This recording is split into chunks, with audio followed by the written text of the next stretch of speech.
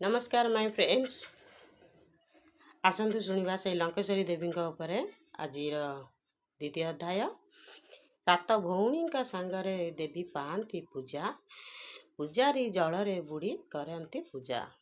दिने भूली गले पूजारी गड़ुटी तांकर गड़ु आनिबाकू गले पुणी जल भीतर। देखिले सात भौणी खाऊ अछंती भोग देखिए अपूर्व रीति अटकिले पूजारी देव। लंकेश्वरी देवी जानिले केही देखु अछई गड़ुटी के फिंगी देलेटी सेही। कहिले देवी पूजारी को आजी ठारू आउ आसीबुनी एठाकू। गड़ुटी बाहरी जलरू चटाण रे पड़िला।